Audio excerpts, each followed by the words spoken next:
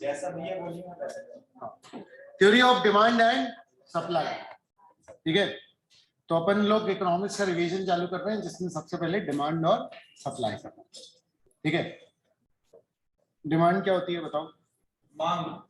मांग। अरे सर, यहाँ पर हम किसकी बात कर रहे हैं? इंडिविजुअल पर्सन की, ठीक है, जो कि क्या कर रहा है, किसी भी प्रोडक्ट को डिमांड क्यों करेगा। एक्चुअली में हम लोग इंडिविजुअल कंपनीज की बात जो है वो करेंगे यहाँ पर, कि उसका प्रोडक्ट जो है वो कब ज्यादा बिकेगा, तो मतलब उसके प्रोडक्ट की डिमांड जो है वो ज्यादा है। तो हम ओवरऑल इस पूरे यूनिट में, ठीक है ना, क्या पढ़ने वाले हैं पूरे चैप्टर में? डिमांड और सप्लाई। डिमांड किसकी तरफ से आएगी? लोगों की तरफ से। और सप्लाई किसकी तरफ से आएगी? कंपनीज की तरफ से, प्रोड्यूसर्स की तरफ से।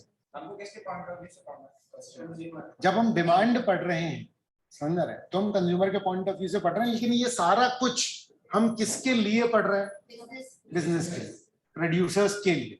तो सप्लाई जब हम पढ़ रहे हैं तो प्रोड्यूसर के एंड से पढ़ रहे हैं, लेकिन प्रोड्यूसर के लिए। डिमांड जब हम पढ़ रहे हैं तो कंज्यूमर के एंड से पढ़ रहे हैं, लेकिन प्रोड्यूसर्स के लिए, ठीक है। जब हम डिमांड पढ़ेंगे तो हम क्या देखेंगे कि भाई एक तो डिमांड होती क्या है, दूसरा नहीं डिमांड को कौन कौन से फैक्टर्स अफेक्ट करते हैं। हम बिजनेस के लिए सोच रहे हैं ना, तो हम इंडिविजुअल कस्टमर के लिए नहीं सोच रहे हैं, ठीक है। इसलिए हम सिर्फ वही एनालिसिस करेंगे डिमांड के साथ जो कि किसके काम के होंगे? बिजनेसेस के काम के। तो डिमांड कैसे इन्फ्लुएंस होती है, समझ रहे? डिमांड कब चेंज हो जाती है, ये बात है किसके काम की?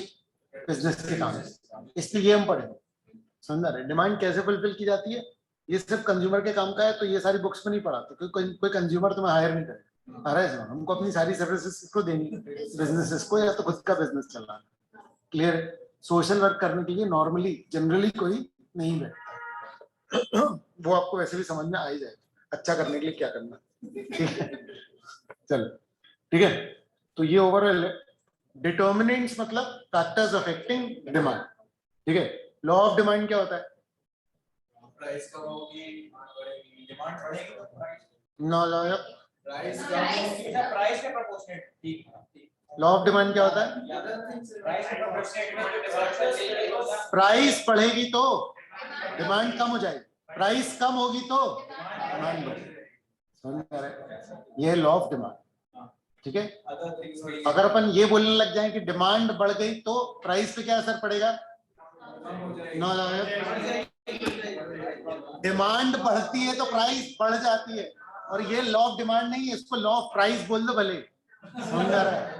ठीक है, लेकिन लॉ ऑफ डिमांड क्या है कि अपन डिमांड पे इफेक्ट देख रहे हैं, किसका? प्राइस का। पूरा फिर से शुरू से पढ़ाना पड़ेगा क्या? ठीक है, ये क्लियर है क्या? तो लॉ ऑफ डिमांड है ना, कब काम करता है कब काम नहीं करता।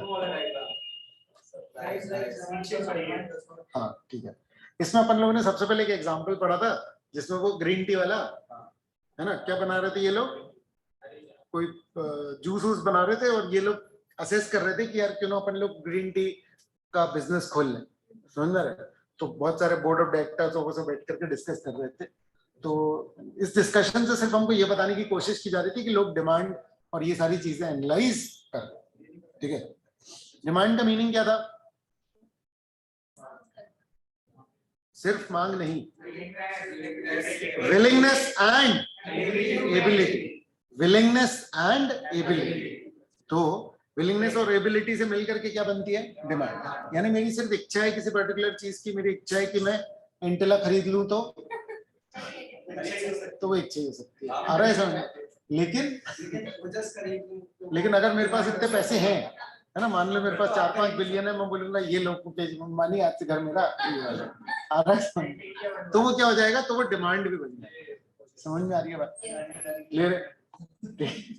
क्लियर है? तो दो चीजें चाहिए, कौन कौन सी? डिजायर, मींस टू परचेज, और यहाँ पर विलिंगनेस और दिया हुआ है, तो 3 पॉइंट बनाती है, कोई बात नहीं, ठीक है ना।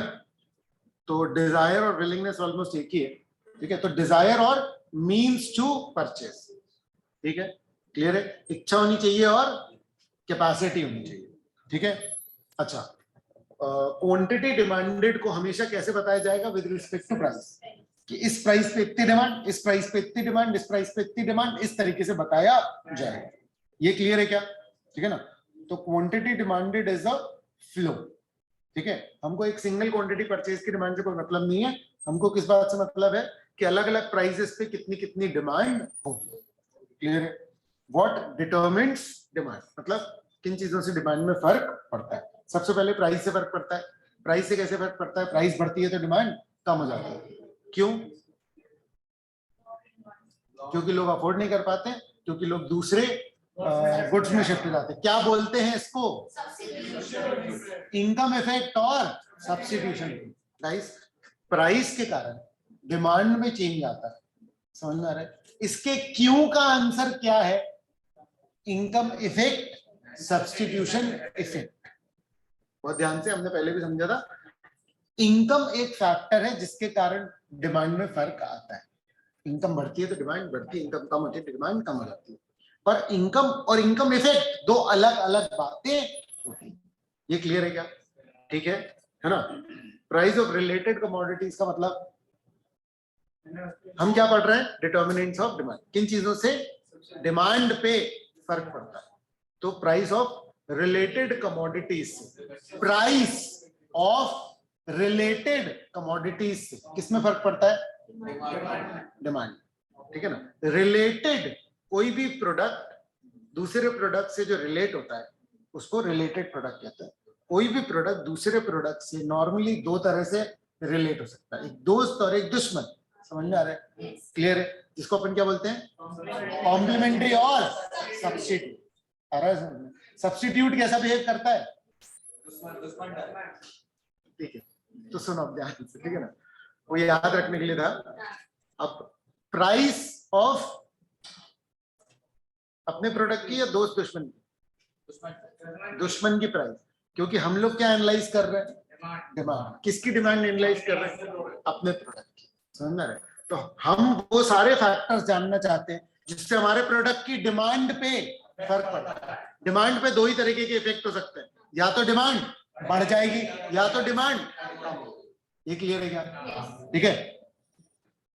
रिलेटेड प्रोडक्ट अगर दोस्त थे यानी कि कॉम्प्लीमेंट्री, एग्जांपल लेते हैं चाय और चीनी। आ रहा है समझ में? तो मान लो कि चीनी की प्राइस बढ़ गई, हमारा प्रोडक्ट है चाय, चीनी की प्राइस बढ़ गई, चाय की डिमांड कम है।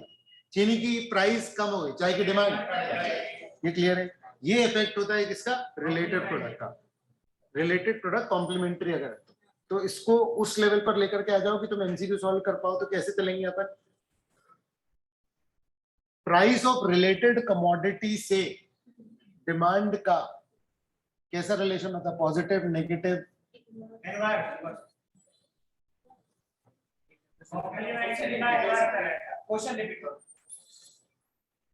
प्राइस ऑफ कॉम्प्लीमेंट्री प्रोडक्ट से हमारे प्रोडक्ट की डिमांड डायरेक्ट या इनवर्स? डायरेक्ट का मतलब क्या होगा? कि वो बढ़ा तो ये बढ़ेगा। इनवर्स में क्या होगा? उल्टा, तो उसकी प्राइस बढ़ेगी तो ये कम हो जाएगा। अपन क्या बोलेंगे? इनवर्स रिलेशन है या नेगेटिव। ये क्लियर है? ठीक है। और सब्स्टिट्यूट, सब्स्टिट्यूट प्रोडक्ट की प्राइस बढ़ी तो हमारे प्रोडक्ट की डिमांड। अच्छा गाइस, यहाँ पर जो गलती होती है नॉर्मली वो क्या होती है? समझ सब लेते हैं, क्वेश्चन सॉल्व नहीं होते किसी से। क्यों, क्या दिक्कत है? क्योंकि आप ना जनरल बातें सब समझ रहे हो, आप अपने प्रोडक्ट की प्राइस भी चेंज कर पड़े हो, हर चीज का एनालिसिस कर रहे हो, लेकिन उससे पहुंचोगे कहीं। क्योंकि अपना टॉपिक क्या चल रहा है? हमारे प्रोडक्ट की डिमांड। इसलिए प्राइस हमेशा किसकी चेंज कर रहे हो? सेकंड वाले में, दूसरे प्रोडक्ट। तो अपने प्रोडक्ट की प्राइस अगर चेंज करने लग गए तो वो पहला इफेक्ट है। कई लोग ऐसे करने लगते हैं कि हमारे प्रोडक्ट की प्राइस बढ़ी तो कॉम्प्लीमेंट्री के डिमांड का क्या होगा? सवाल ही नहीं चल रहा है ये वाला। तुम एनालाइज कर लो, लेकिन ये सवाल नहीं चल रहा है। आप समझ पा रहे हैं क्या बात चल रही है? हाँ। डिमांड के क्वेश्चन में हमेशा दूसरे गुड्स की प्राइस में फर्क करें। डिमांड के क्वेश्चन में हमेशा हम अपने प्रोडक्ट की डिमांड देख रहे हैं, कोई भी दूसरे फैक्टर के कारण। तो ये अलग अलग फैक्टर्स है जिससे हमारे प्रोडक्ट की डिमांड में चेंज आएगा। पहला, हमारे प्रोडक्ट की डिमांड में चेंज किससे आएगा? हमारे प्रोडक्ट की प्राइस से। हमारे प्रोडक्ट की डिमांड में किससे चेंज आएगा? रिलेटेड प्रोडक्ट की प्राइस। क्लियर है? ठीक है। फिर यहाँ पर यही सब दिया हुआ है, डिस्पोजेबल इनकम ऑफ कंज्यूमर। हाँ, तो इससे कैसे रिलेटेड है हमारे प्रोडक्ट की डिमांड? इनकम बढ़ेगी तो हमारे product पॉजिटिव है, एक तो इनकम बढ़ेगी तो डिमांड बढ़ेगी, लेकिन ये अकेला फैक्टर नहीं। अब यहाँ से डिस्कशन हमारा होता है चाहे, क्लियर है? क्योंकि इनकम के बढ़ने से प्रोडक्ट की डिमांड बढ़ जाएगी। अगर तुम्हारी इनकम बढ़ गई है ना, तो अभी तक तुम 2 रोटी खाते थे, अब 6 खाने लगे। अगर तुम्हारी इनकम और बढ़े तो तुम 10 रोटी खाने लगे। नहीं, रोटी नहीं खाएंगे। समझ में आ रहा है क्या?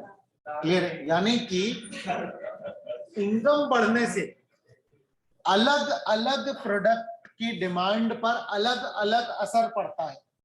समझ में आ रहा है? जैसे कि नॉर्मल गुड्स अपन बोले तो क्या होता है, इनकम बढ़ी, नॉर्मल गुड्स की डिमांड बढ़ जाएगी। लेकिन अब अपन अलग अलग, हाँ लग्जरी, अरे लग्जरी टाइप ऑफ गुड्स मान लो नेसेसिटी है। अब इनकम बढ़ने से क्या हो, बढ़ेगी, थोड़ी बढ़ेगी। समझ में आ रहा है? इनकम बढ़ने से लग्जरी गुड्स पे क्या प्रभाव पड़ेगा? तेजी से बढ़ेगी। समझ में आ रही है बात? क्लियर? अब बताओ इंफीरियर गुड्स क्या होता है? आगे आगे बैठ जाओ। हाँ गिफन अलग है, पहले इंफीरियर।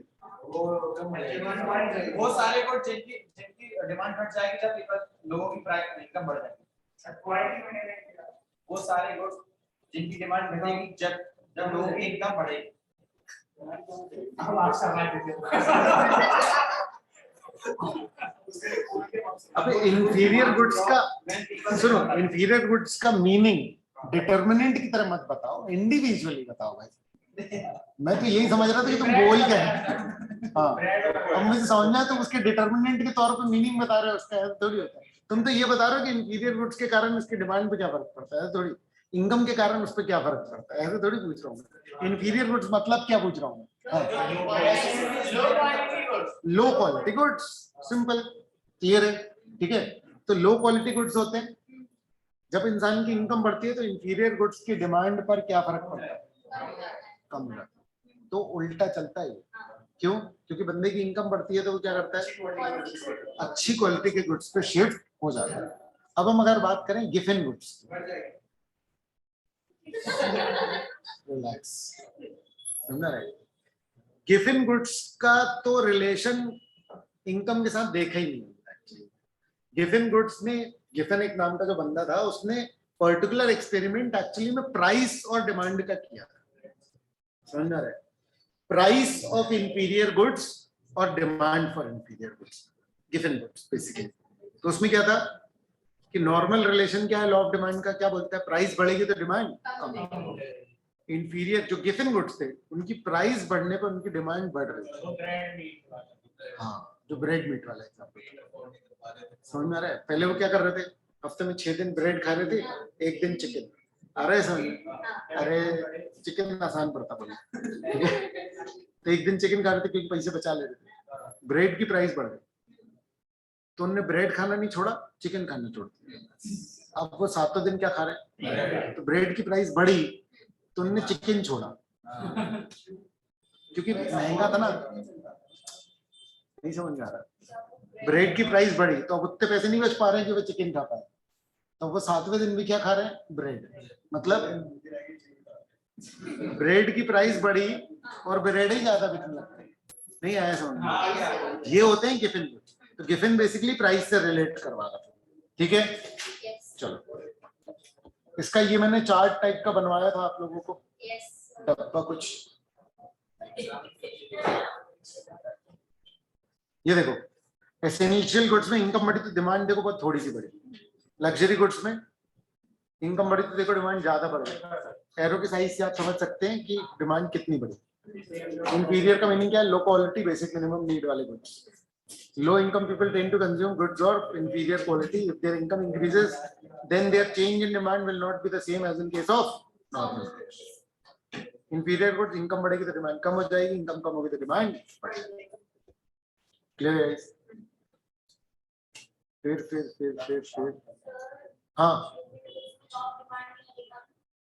हाँ वही तो, क्योंकि लॉ ऑफ डिमांड प्राइस बढ़ने पे डिमांड को कम कर देता है गिवन गुड्स पे। ठीक है ना, उल्टा पक जाता है, सप्लाई का कर्व बन जाता है वो। ठीक है? Yes. ठीक है, ठीक है। Taste and preferences of buyers, हम पढ़ क्या रहे हैं? डिमांड को अफेक्ट करने वाले फैक्टर्स। तो लोगों के टेस्ट प्रेफरेंसेस चेंज हो गया, फैशन चेंज हो गया, तो कोई भी गुड्स की डिमांड बढ़ जाएगी। आउट ऑफ फैशन हो गया, डिमांड कम हो गई। क्लियर है? कोई दिक्कत तो नहीं है? अब इसका एनालिसिस कि लोगों के टेस्ट प्रेफरेंसेस कैसे चेंज होते हैं। तो अगर आपको याद हो, बैंड वैगन, स्नॉब, ठीक है, तो डेमोन्स्ट्रेशन इफेक्ट क्या था? दूसरों को गुड्स कंज्यूम करते देखने से खुद भी उन गुड्स को कंज्यूम करने लग जाना इज व्हाट डेमोन्स्ट्रेशन। ठीक है, पड़ोसी ने कार खरीदी, अपन भी खरीदेंगे। Clear? Band wagon effect, society का एक्सेप्टेंस पाने के लिए कुछ पर्टिकुलर गुड्स को खरीदेंगे। ठीक है, तो शादी करते तो बैंड बाजा बजवाते हैं ताकि सोसाइटी हमको एक्सेप्ट करे। कोर्ट मैरिज में है ना, सोसाइटी हमको एक्सेप्ट नहीं करती। क्लियर है? स्नॉब इफेक्ट क्या था? ये तो सबके पास है, अपने पास कुछ यूनिक परचेज करेंगे, देखा देखी नहीं करेंगे। ये प्रोडक्ट जो सबके पास है वो नहीं है, तो ये क्या है? Snob effect. अपन देख रहे हैं हर प्रोडक्ट जो है टेस्ट और प्रेफरेंसेस से डिमांड कैसे अफेक्ट होती है। क्लियर है? वेबलेन गुड्स क्या थे? बड़े लोगों वाले गुड्स जिनकी वैल्यू उनके महंगे होने के कारण है। एग्जांपल डायमंड, इन्हीं को प्रेस्टीज गुड्स भी कहा जाता है। ये मेनली मीनिंग वाइज ही आ जाएंगे, आ रहा है समझ में? ठीक है, फिर एक और टॉपिक है क्या? Consumer expectation. अच्छा, इसमें जो भी कंटेंट था, ये पूरा का पूरा कंटेंट इसमें उसका समावेश है। क्लियर है? ठीक है, कुछ और बच तो नहीं गया? नहीं। ठीक है, कंज्यूमर एक्सपेक्टेशन क्या पढ़ रहे हैं हम? कौन से फैक्टर मेरे प्रोडक्ट की अभी की डिमांड को चेंज कर? तो अगर लोग सिर्फ एक्सपेक्ट करने लगे कि फ्यूचर प्राइसेस क्या हो जाएंगे, बढ़ जाएंगे या कम हो जाएंगे, मेरी आज की डिमांड पे इफेक्ट पड़ रहा है, तो पड़ेगा मतलब। हाँ, ठीक है। तो अगर एक्सपेक्टेशन है, किस एक्सपेक्टेशन में मेरे गुड्स की डिमांड कम हो जाएगी आज? कि फ्यूचर में प्राइस कम होगा। ये पूरा बनाया हुआ है उसका, फ्यूचर प्राइस, फ्यूचर इनकम, और क्या वाला? कंज्यूमर एक्सपेक्टेशन ना, कंज्यूमर एक्सपेक्टेशन अबाउट प्राइस। अगर तुमको लग रहा है किसी प्रोडक्ट की प्राइस गिरने वाली है, तो आज उसके प्रोडक्ट की डिमांड के लिए क्या करोगे, क्या डिसीजन लोगे? आज खरीदोगे या नहीं खरीदोगे? नहीं खरीदोगे, डिमांड कम हो गई। अरे सुन, तो फ्यूचर एक्सपेक्टेशन जो तुम्हारी प्राइस के बारे में, उससे तुम्हारी करंट डिमांड पे फर्क पड़ेगा। फ्यूचर एक्सपेक्टेशन है कि प्राइस बढ़ जाएगी तो डिमांड अभी बढ़ जाएगी। फ्यूचर एक्सपेक्टेशन है प्राइस गिर जाएगी तो डिमांड अभी कम। क्लियर है? फ्यूचर इनकम अगर बढ़ने वाली है तो डिमांड अभी बढ़ जाएगी, फ्यूचर इनकम अगर कम होने वाली है तो डिमांड अभी कम। फ्यूचर सप्लाई अगर कम होने वाली है तो डिमांड अभी बढ़ जाएगी। तो ये क्या है, जैसे कोरोना लॉकडाउन लगा तो हमको लग रहा है कि अरे खाने पीने को मिलेगा नहीं, अभी खरीद लो जो खरीदना है, आ रहा है समझ? तो फ्यूचर सप्लाई कम होने वाली है तो अभी डिमांड बढ़ जाएगी, फ्यूचर सप्लाई बढ़ने वाली है तो अभी डिमांड कम हो जाएगी, क्योंकि फ्यूचर प्राइस सप्लाई जब बढ़ेगी तो प्राइस कम हो जाएगी, ऐसा लोग सोचेंगे। ये क्लियर है? ठीक है। अरे सब लोग फोटो ले रहे हैं। अरे ये फोटो कौन देखता है? खुद दिखा नहीं, इसके लिखी तो हम। अबे लेकिन ये सब तो लिखवाया हुआ है मैंने क्लास में। ये मैंने नहीं अटेंड करा।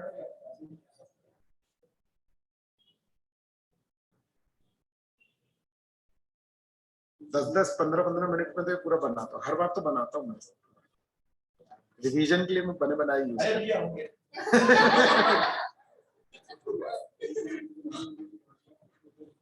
चलो, consumer expectation, future price, income, इन सबको लेकर के, ठीक है ना? जो जिसमें भी चेंज आया उसके कारण क्या चेंज आ जाता है?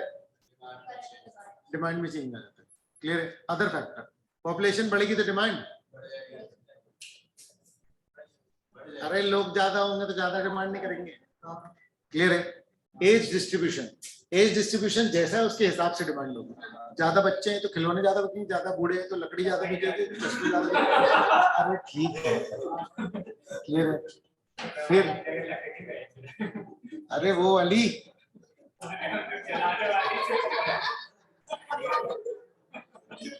जलाने वाली सोच, अरे वो चलने वाली भैया अपनी एज के साथ जो है। ठीक है, the level of national income and it's distribution. National income अगर बढ़ जाएगी मत बोलना, नेशनल इनकम अगर इवनली डिस्ट्रीब्यूट होगी तो डिमांड बढ़ जाएगी, अगर नेशनल इनकम तो डिमांड कम। ये अपन ने पहले डिस्कस नहीं किया था शायद, ठीक है।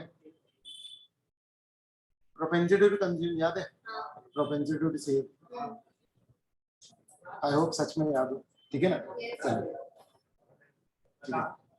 मतलब जो जिसकी ज्यादा इनकम होती है ना वो सेव ज्यादा करता है, जिसकी कम इनकम होती है तो वो अपने इनकम का मैक्सिमम प्रोपोर्शन खर्च करता है, क्योंकि नेसेसिटी तो रहती है, एक बेसिक डिमांड तो रहेगी आपकी। क्लियर है, ठीक है ना। ओके, फिर consumer credit facility and interest. Loan वोन सस्ता हो गया तो डिमांड, लोन वोन महंगा हो गया तो डिमांड, क्लियर है ना। जैसे अभी रेपो रेट बढ़ाया है आरबीआई 3-4 दिन पहले, हाँ वो पॉइंट से ही बोलते हैं लेकिन वो परसेंटेज होता है, जैसे 50 बेसिस पॉइंट बोलते हैं, इट मींस 0.5%, ठीक है। Government policies and regulation, government policies regulation जब भी आता है तो हम लोग नॉर्मली टैक्स के बारे में सोचते हैं, जिन भी चीजों पर टैक्स लगेगा उनकी प्राइस बढ़ जाएगी, उनकी डिमांड, जिन भी चीजों पर सब्सिडी या वो सब दिया जाएगा उनकी डिमांड बढ़ जाएगी। क्लियर है। डिमांड फंक्शन का मतलब होता है कि डिमांड किन किन चीजों पर बेस्ड है, तो ये सारी चीजें जो है प्राइस, टेस्ट और ये सब। अब सब्जेक्टिव तो आने नहीं वाला कि एक पॉइंट पे आपको 10-10 पॉइंट लिखने पड़े, तो हर एक पॉइंट का कॉन्सेप्ट आपके लिए इंपॉर्टेंट है, सारे पॉइंट्स याद होना इंपॉर्टेंट है, क्लियर है। तो law of demand, law of demand क्या बोलता है भैया कि प्राइस बढ़ेगी तो और प्राइस कम होगी तो डिमांड, लेकिन बाकी सब कांस्टेंट होना चाहिए।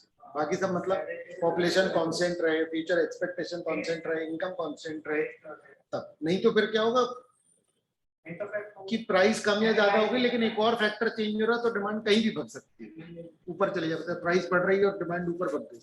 तो हम बिल्कुल नॉर्मल गुड्स की बात कर रहे हैं और सब चीजों को कांस्टेंट रखें, सब चीजों को कांस्टेंट रखें, उसको क्या बोलते हैं, सेट्रिस पैरेंट्स, क्लियर है,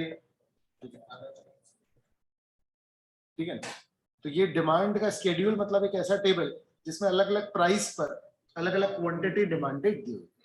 अब यहाँ के बाद से एक चीज और ध्यान में रखेंगे कि जब हम बोल रहे हैं डिमांड चेंज हो रही तो मेरा मतलब अलग है, और जब मैं बोल रहा हूँ कि क्वांटिटी डिमांडेड चेंज हो रही है तो मेरा मतलब अलग है।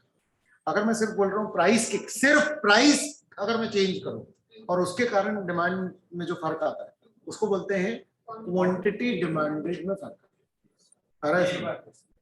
सिर्फ प्राइस के कारण जो चेंज आता है उसको मैं बोलता हूँ क्वांटिटी डिमांडेड में चेंज है, सिर्फ प्राइस के कारण, क्लियर, ठीक है ना। लेकिन अगर मैं बोलता हूँ डिमांड में चेंज आता, ठीक है, तो इसका मतलब टोटल लोग जो उस पर्टिकुलर चीज को डिमांड कर रहे हैं तो उन्हीं लोगों में कमी आ गई है या बढ़, जैसे पॉपुलेशन अगर चेंज हो तो उसके कारण डिमांड बढ़ेगी या क्वांटिटी डिमांड, आ रहा है समझ।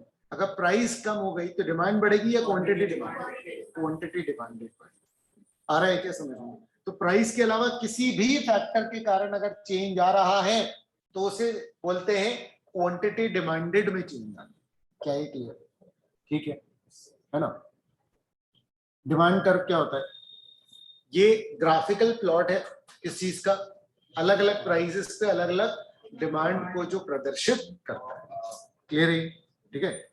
तो ये जो है स्लोप की हम इसमें बात करते हैं, है ना, प्रैक्टिकल क्वेश्चन करेंगे तो अपन देखें, है ना।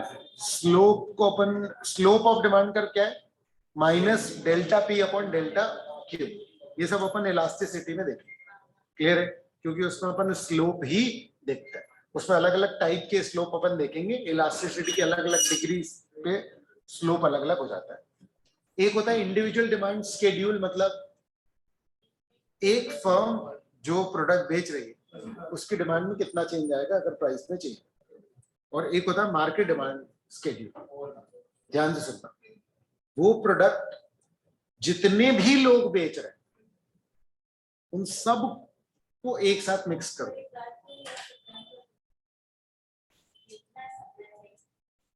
हाँ बिल्कुल सही, लेकिन मैं सही बता रहा हूँ, समझ में आ रहा है? सुन लिया?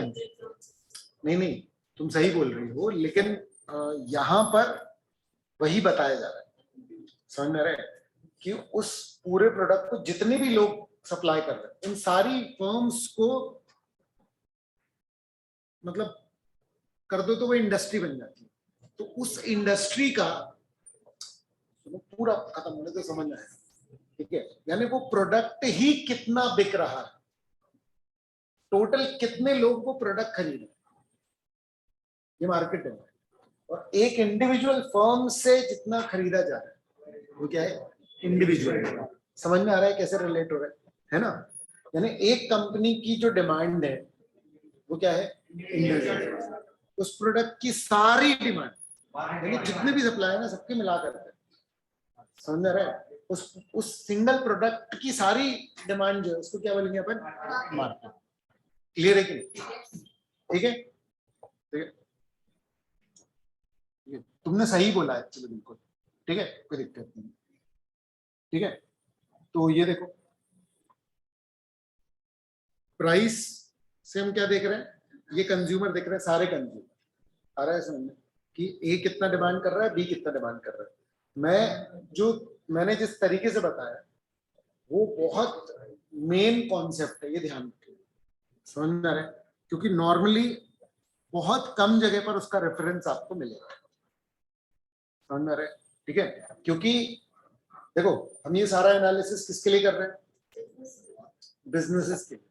तो बिजनेसेस को ये पता करना है कि एक पर्टिकुलर कंपनी पे कितना फर्क पड़ने वाला है और पूरी इंडस्ट्री में कितना फर्क पड़ेगा डिमांड का, मतलब उस प्रोडक्ट को खरीदने वाले ही कम हो गए। क्लियर है? या तो फिर एक पर्टिकुलर फर्म की बात है कि उसके कॉम्पिटिटर है या उसकी प्राइस के कारण फर्क पड़ रहा है। ये क्लियर है क्या? ठीक है, तो ये कुछ नहीं है, मतलब कि एक पर्टिकुलर कंज्यूमर ए का डिमांड कर फॉर गुड एक्स, ठीक है, ये कंज्यूमर बी का डिमांड कर फॉर गुड एक्स, और ये मार्केट डिमांड कर बोल रहा है, ठीक है। अच्छा, जो मैं ये बोल रहा था कि एक कंपनी का कितना खरीदा बेचा होता है, वो कंज्यूमर के पॉइंट ऑफ व्यू से यहाँ पर बता रहे हैं, क्योंकि हमको बनाना क्या है? डिमांड कर, यानी कितनी प्राइस पे क्या होगा? कितने गुड्स खरीदे जाए, समझ में आ रहा है? तो अगर उसकी प्राइस बढ़ गई तो कितने गुड्स में शिफ्ट आ जाए, ये क्लियर है? एक इंडिविजुअल ये दिया जरूर है कि एक कंज्यूमर ए और कंज्यूमर बी है, पर प्रैक्टिकली ऐसे एक एक कंज्यूमर पे नहीं हो सकता, क्योंकि हर एक के 25-25 पैरामीटर होते हैं। इंडिविजुअल, जब हम इंडिविजुअल की बात करते हैं तो एक्चुअली में फर्म की बात हो रही होती है, यहाँ पर बताते किसके थ्रू है? कंज्यूमर के थ्रू। यानी इस ए में भी ए एक नहीं है, ठीक है ना? एक कंपनी के सारे ग्राहक है, समझ लो, वो पूरा ए को प्रदर्शित कर रहा है। समझ में आ रहा है क्या बोल रहा हूँ मैं? मतलब ये ऐसे ही चलने दो, क्योंकि एकेडमिकली ऐसे चल रहा है। मैं आपको बता रहा हूँ कि एक्चुअली में ये कॉन्सेप्ट जो बना हुआ, तुम डिटेल में पढ़ोगे तो इस एनालिसिस में पहुंचोगे कि एक फर्म के जितने कस्टमर हैं उनको एक कस्टमर बोला जा रहा है, मतलब एवरेज बना दिया, मतलब वही एनालिसिस है जो यहाँ पर दिया गया। और मार्केट डिमांड मतलब क्या होता है ना, देखो फर्म्स को डिसीजंस लेने पड़ते हैं, जितनी भी कंपनीज रहती है ना उनको डिसीजन लेने पड़ते हैं कि भैया ये प्रोडक्ट बनाए कि नहीं बनाए, और जिस प्रोडक्ट की ही डिमांड अल्टीमेटली कम हो रही है, मार्केट डिमांड, उस प्रोडक्ट में फिर लोग एंटर नहीं करते। जितने भी बिजनेसेस होते हैं बड़े, वो क्या करते हैं? हर बार किसी ना किसी नए बिजनेस में एंटर करते जाते हैं। जैसे टाटा और रिलायंस अगर तुम देखोगे तो 50 सैकड़ों बिजनेसेस हैं जिसमें कि वो एंटर करते हैं। तो आप ऐसे समझो कि हर साल वो एक नए बिजनेस में एंटर कर रहा है। तो पहले इकोनॉमिक एनालिसिस होती है, वो ऐसे किसी बिजनेस में एंटर नहीं होंगे जिसकी market demand over the period क्या होती जाएगी। समझ में आ रहा है क्या? तो मार्केट डिमांड क्या शो करती है कि वो प्रोडक्ट अब खरीद ही नहीं रहा है, ओवरऑल मार्केट में ही लोग कम खरीदते हैं। लेकिन इंडिविजुअल अगर डिमांड कम ज्यादा है तो उससे कोई फर्क नहीं पड़ता, बल्कि वो तो और एनालिसिस का मैटर, क्योंकि इंडिविजुअल फर्म का प्रोडक्ट अगर उसकी डिमांड अगर किसी पर्टिकुलर तरीके से चेंज हो रही है तो इससे हम कुछ सीख सकते हैं। इससे पूरे इससे फर्क नहीं पड़ता। मतलब जैसे वीडियोकॉन भी टेलीफोन का काम कर रही थी, समझ में आ रहा है, और टाटा इंडिकॉम भी कर रही थी। तो जब जियो आया फाइबर लेकर के, जियो मोबाइल आया ना, तो वो जब मोबाइल लेकर के आया तो अगर वो मार्केट डिमांड देख करके आया कि इंडिविजुअल डिमांड देख करके आया? समझ में आ रहा है क्या? ठीक है ना। चलो, मार्केट डिमांड तब सबको मिलकर के बनता है, ठीक है, इसमें कुछ खास नहीं। रेशनल, रेशनल मतलब क्या बताया था? अरे तुम भूल जाते हो, सोच या थिंकिंग या लॉजिक। क्लियर है? तो क्या लॉजिक है लॉ ऑफ डिमांड का? इसका मतलब हमने क्या पढ़ा, प्राइस बढ़ने से डिमांड कम हो जाती है, प्राइस कम होने से डिमांड बढ़ जाती है। ये क्लियर है? पर ऐसा क्यों होता है? तो इसके दो रीजन है में, कौन कौन से?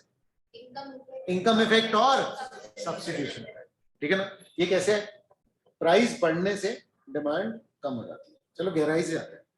तो डिटेल एनालिसिस में ये पता लगता है कि जैसे ही प्राइस बढ़ती है तो इंडिविजुअल कंज्यूमर क्या करता है? ठीक है, इनकम इफेक्ट पहले बता देते हैं। ठीक है, तो क्या होता है कि बहुत सारे लोग जो कि उसको अफोर्ड कर पा रहे थे, कुछ लोगों की अफोर्डेबिलिटी से वो खत्म हो जाता है जैसे उस प्रोडक्ट की प्राइस बढ़ती है। तो क्या होता है, उस प्रोडक्ट की डिमांड जो है वो, यहाँ पर हम एक कंज्यूमर को नहीं देख रहे हैं, मल्टीपल कंज्यूमर्स को देख रहे हैं। कुछ लोगों के उससे बाहर हो गए तो अल्टीमेटली डिमांड कम हो गई। इस कारण से प्राइस बढ़ने से डिमांड कम हो गई। समझ आ रहा है? ठीक है। या और वो करो, प्राइस कम हो गई तो कुछ लोग जो अभी तक अफोर्ड नहीं कर पा रहे थे वो अफोर्ड कर पाए। ये सारा कुछ किस कारण से हो रहा है? इनकम के कारण। तो इसको बोलते हैं इनकम इफेक्ट। इनकम इफेक्ट के कारण प्राइस और डिमांड का रिलेशन चल रहा है। यानी लॉ ऑफ डिमांड का रेशनल क्या है? Income effect. दूसरा है सब्स्टिट्यूशन इफेक्ट, कि अगर किसी बंदे ने प्राइस बढ़ाई तो कंज्यूमर क्या करता है? दूसरे उसके सब्स्टिट्यूट पे शिफ्ट हो जाता है जो सस्ता है, जिसकी प्राइस नहीं है। ये क्लियर है क्या? ठीक है ना। और अगर कम होती है तो दूसरे प्रोडक्ट को छोड़ करके लोग आपके उसमें आ जाते हैं। इसको क्या कहते हैं? सब्स्टिट्यूशन। तो लॉ ऑफ डिमांड दो लॉजिक पे काम करता है, एक है इनकम इफेक्ट, दूसरा है सब्स्टिट्यूशन। ये क्लियर है क्या? ये पूरा क्या है? Price effect. ये पूरा क्या है? Price effect. ये क्लियर है क्या? समझ में आ रहा है क्या? ठीक है ना। क्यों प्राइस के कारण डिमांड पे फर्क पड़ता है? रीजन वन, सब्स्टिट्यूट्स का होना। रीजन टू, इनकम का लिमिटेड होना। इससे पता नहीं चल रहा है, जो भी मैंने बताया वो ध्यान। क्लियर है? ठीक है। लेकिन यहां पर ठीक है, अब लॉ ऑफ डिमांड क्यों काम करता है? उसका एक इफेक्ट जो प्राइस का है, उसके दो इफेक्ट अपन ने पढ़ लिए। समझ में आ रहा है कि प्राइस इफेक्ट के कारण। दूसरा लॉजिक, लॉ ऑफ डिमांड क्यों काम करता है? क्यों प्राइस कम होने से, ठीक है, डिमांड जो है वो बढ़ जाती है। थोड़ा ध्यान से समझना, क्योंकि यहाँ पर अभी हमने पहला फैक्टर पढ़ा जिसके दो सबहेड्स थे। हम क्या पढ़ रहे हैं? हमारा टॉपिक क्या चल रहा है? क्यों प्राइस के कारण डिमांड इफेक्ट होते हैं। समझ आ रहा है? हमने क्या बोला? प्राइस बढ़ती है तो डिमांड कम हो जाती है। सवाल आया क्यों? हमने कहा इनकम, वो प्राइस इफेक्ट के कारण, क्योंकि सब्सिट्यूट होते हैं, क्योंकि इनकम होती है। बोले बस इसी कारण से? बोले नहीं, और भी रीजन है। इनका क्या?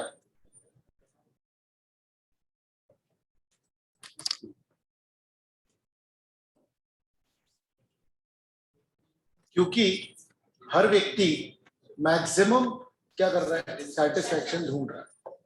क्लियर है? हमने बताया था ना, हमारा दिमाग क्या ढूंढ रहा है? मजा। मजा। क्लियर है? ठीक है। उनको जीवन में क्या चाहिए? मजा, और जितना ज्यादा हो पाए। ये क्लियर है क्या? ठीक है।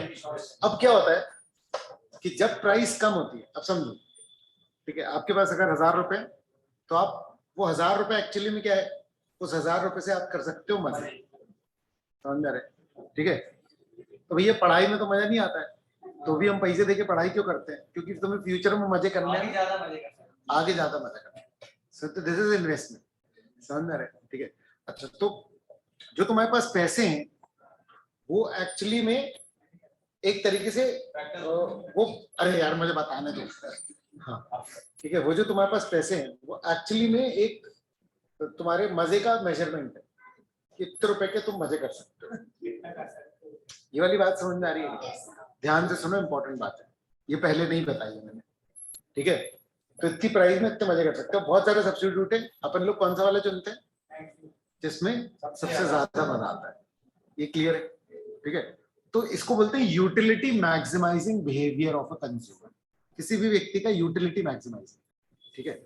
जिस भी चीज की प्राइस कम होती है मजा तो नहीं कम होता उसमें, समझ में आ रही है बात, क्लियर है।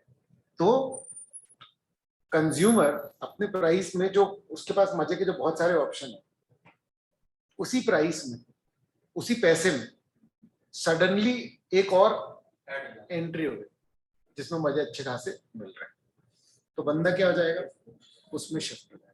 तो ऐसे बहुत सारे लोग होंगे जो आप अपने पैसे किस में खर्च करने लग जाएंगे, उस प्रोडक्ट में जो कि उतने प्राइस में आ जा रहा है। ये क्लियर है क्या? कॉन्सेप्ट के बीच में अगर कोई भी नाटक होता है तो बहुत दिमाग खराब होता है, तुम लोग जानते हो, तुम मन में करो। अरे बोले पर ऐसे ऐसे घटिया घटिया लोग बैठे हैं। मैंने नाम नहीं लिया, तुम लोग जबरदस्ती इसमें कर रहे हो। अरे लेकिन मैं आपकी आंखों का डायरेक्शन नाला, चल ठीक है, सुनो ध्यान से, ठीक है। तो दूसरा कारण क्या होता है लॉ ऑफ डिमांड का, utility maximising behaviour of consumer, ठीक है। तीसरा क्या है, ये कहीं ना कहीं इनकम इफेक्ट के कारण भी होता है, सुंदर है। और मतलब जो पहले सोच नहीं रहे थे, देखो इनकम इफेक्ट और अराइवल ऑफ न्यू कंज्यूमर बहुत बारीक डिफरेंस है। अराइवल ऑफ न्यू कंज्यूमर जो सिर्फ इनकम के कारण, ऐसा नहीं था कि इनकम के कारण नहीं ले रहे, लेकिन उनको लग रहा था कि यार इस पर इतना पैसा खर्चा करना हमारे मतलब मन का